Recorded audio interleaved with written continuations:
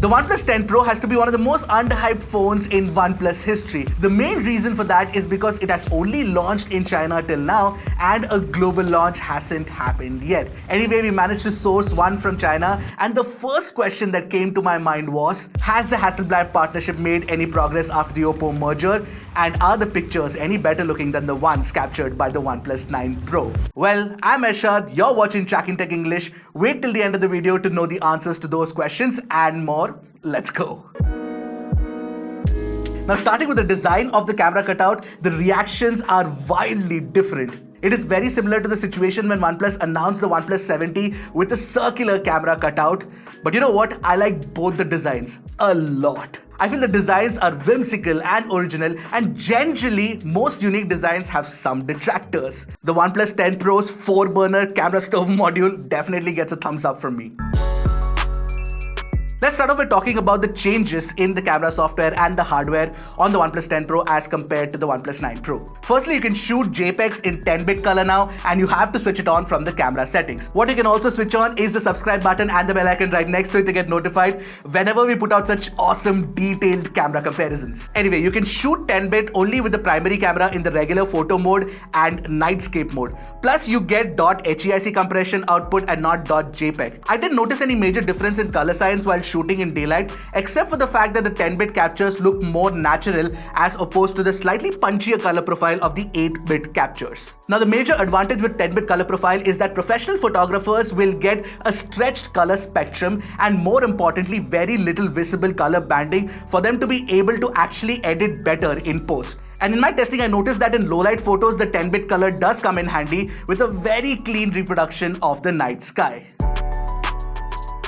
Moving on to the other very important change, the OnePlus 10 Pro now has a Samsung JN1 50MP ultra-wide-angle sensor with a whopping 150-degree field of view, as opposed to the OnePlus 9 Pro, which has the Sony IMX766. You get a special 150-degree mode where you can shoot with a very distorted fisheye effect, or you can confine it within a circular cutout too. When used right, the fisheye effect or a fisheye lens can actually create stunning portrait photographs. Fun fact, if you've actually seen the album art for Harry Styles' album Fine Line, you'll notice that there's a fisheye effect in that album cover as well.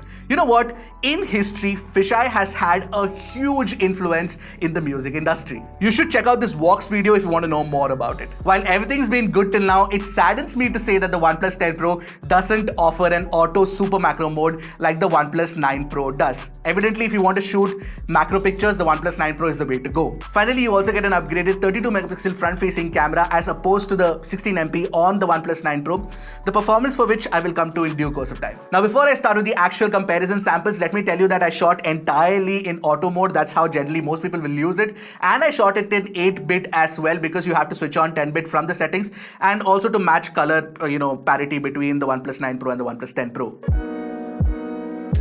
Now, starting with the slightly infamous Hassleblad color science that was introduced with the OnePlus 9 Pro, it has definitely improved on the OnePlus 10 Pro. In this picture, the OnePlus 10 Pro has captured a slightly warm color temperature, whereas the OnePlus 9 Pro has captured an extremely cool one, and therefore botching up the color of the lampshade as well. In this second sample, the OnePlus 10 Pro has a very accurate color output that doesn't desaturate the image like the OnePlus 9 Pro does. You can clearly see the difference in the way the 10 Pro has reproduced the green coaster and the red shade of the wood on the table. That's how these everyday things in my house look in real life. Now, in this picture of the bookshelf, again, the color of the doll in the foreground has been reproduced fairly faithfully by the OnePlus 10 Pro.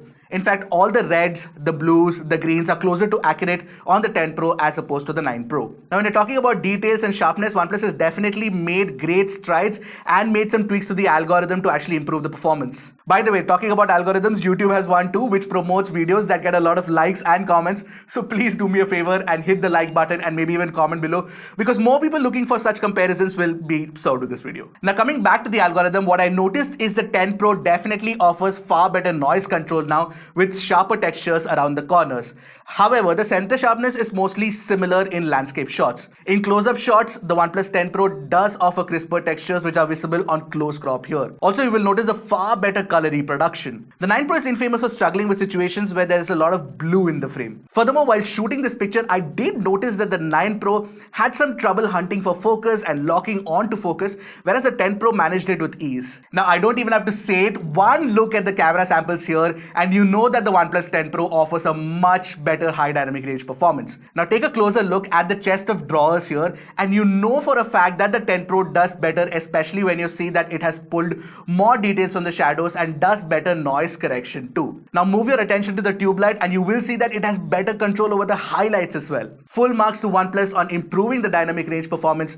No, seriously, it does a very good job. Now even in this second sample, which is a far more complex situation with the trees in the foreground hiding the bright evening sun behind it, you can see how the OnePlus 10 Pro does a commendable job. The 9 Pro is just, dull in comparison. Coming to human subject pictures, the main differences you can see here are in the skin tones. The 9 Pro definitely has some yellowing you can see on the hand and of course on the face as well. The 10 Pro tends to accentuate the reds in the skin, but the rest of the colors, especially the t-shirt, are more accurate on the 10 Pro. Also, for what it is worth, I did try making some edits and it was easy for me to reduce the reds on the skin tone in the OnePlus 10 Pro sample by just changing the saturation a little bit. It looks way more accurate now, as you can tell, and I couldn't do much with the OnePlus 9 Pro though. But then I realized something is off, because when I shot a picture of myself using the rear camera, the OnePlus 10 Pro offered fantastic and accurate color tones. Evidently, the color inaccuracy happened in the first set of samples because Auto HDR was switched on. So you can expect in situations where you get even lighting that the 10 Pro will offer a super accurate facial tone,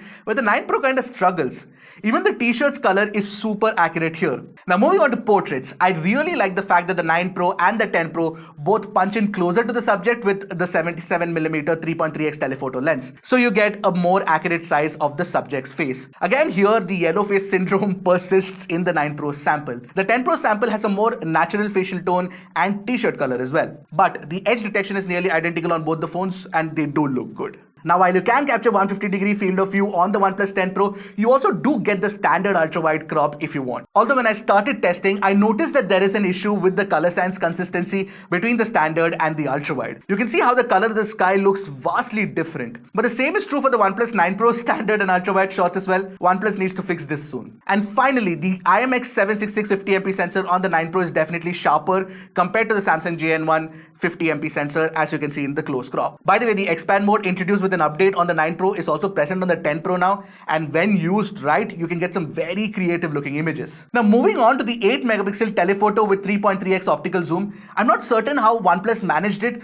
but the 10 Pro's images look much sharper now. As for the color science consistency, it is pretty good as compared to the ultra-wide, which wasn't great. Now on to selfies, upping the resolution count has definitely made a lot of difference. The selfies look sharper now and offer better facial tones too. Against the light, the 10 Pro selfie has a dull and gloomy face, but the dynamic range performance is excellent, especially when you look at the building on the rear. Plus, I like the fact that you get a wider field of view as well. Although when it comes to selfie portraits, the difference is generally negligible, but you can definitely see the sharper texture in the OnePlus 10 Pro's selfie. Alright, moving on to the most important part of the comparison, the low light processing. OnePlus has made a lot of tweaks and it's much better now. Firstly, you can see in this indoor shot that the 10 Pro has better light sensitivity even without night mode. Goes to show that you don't need to make a huge change to the hardware, and a few tweaks to software can create a wide impact. This is something that Google had mastered with its Pixel phones, and consumers loved it, of course. Secondly, when you turn the nightscape on, the heavy green cast in the 9 Pro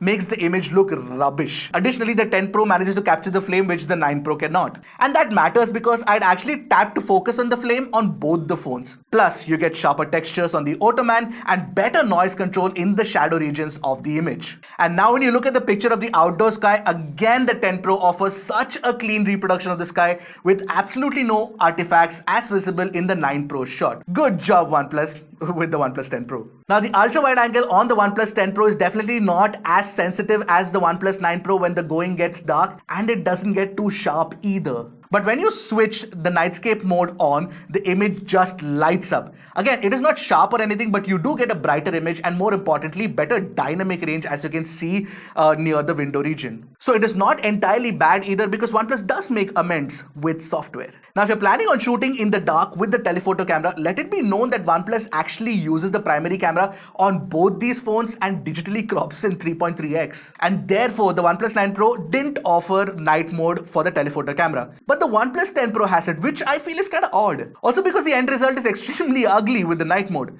Honestly, with or without the night mode, I firmly believe that one shouldn't use zoom in the night until at least OnePlus adds a good telephoto camera. Now, I don't even have to say anything here. Low-light selfies on the OnePlus 10 Pro are leagues better than the OnePlus 9 Pro, with or without the night mode enabled. Up until now, the OnePlus 10 Pro has done a very good job of improving the imaging prowess of OnePlus cameras, but when we move on to video recording, the image quality has definitely been stunted. Firstly, the OnePlus 9 Pro offers a higher bitrate video recording. Secondly, the color reproduction is much better on the 9 Pro, despite the fact that both use the BT 2020 color space, which has a red cast on non-compatible displays. And finally, the dynamic range performance is way better on the OnePlus 9 Pro with a far better control over the highlights. The only problem is that the OnePlus 9 Pro limits the smooth video recording in 4K 60 FPS to just 5 minutes. There is no limitation on the OnePlus 10 Pro, and it doesn't heat up either. Now, the audio recording quality is similar on both the phones. I really couldn't tell any difference either.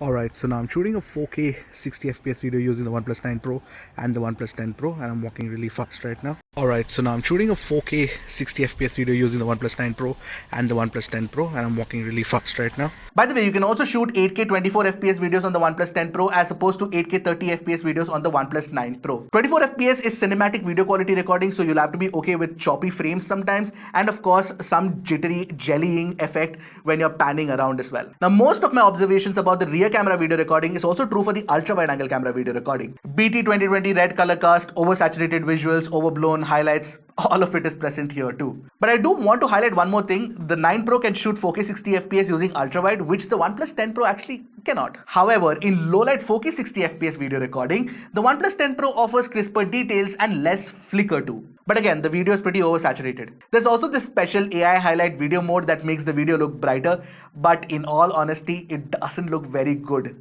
with its noisy footage. Now, the final bit of the comparison is where we're shooting with the front camera. The OnePlus 10 Pro offers 1080p 30 FPS video recording, whereas the 9 Pro can do 60 FPS, which is definitely an immediate advantage. But that's not enough, because the sound recording, the color science, and the facial tones are way better on the OnePlus 10 Pro. Plus, it offers slightly wider field of view despite offering electronic image stabilization just like the OnePlus 9 Pro. So yeah, if I had to pick between these two for front camera video recording, I'd go with the OnePlus 10 Pro. You know, with the coverage on YouTube around the OnePlus 10 Pro and with all that negative chatter, I actually went in with very low expectations, and I'm glad to report that I came back pretty satisfied with what the OnePlus 10 Pro has achieved when compared to the OnePlus 9 Pro. Undoubtedly, the OnePlus 10 Pro has a better camera setup compared to the OnePlus 9 Pro, especially when it comes to imaging. While these changes might seem subtle across the board, these are very important in my opinion. Because camera enthusiasts like myself will definitely see the advantages to all these changes, but most normal users might not see the fuss here. And I believe strongly that OnePlus needs to improve the video recording performance on the OnePlus 10 Pro before it's launched globally. That said, I do like the direction that OnePlus is taking with its camera performance after the Oppo merger. The OnePlus Nord 2 captured some great images with its primary camera, and so does the OnePlus 10 Pro. I think that the camera performance is really good. And apart from that, the creative modes like the fisheye mode and of course the expand mode is something that most professional photographers will absolutely appreciate. So what do you guys think of the OnePlus 10 Pro's camera performance? Do you like the pictures? Let me know in the comment section below. Until next time, keep tracking and stay safe.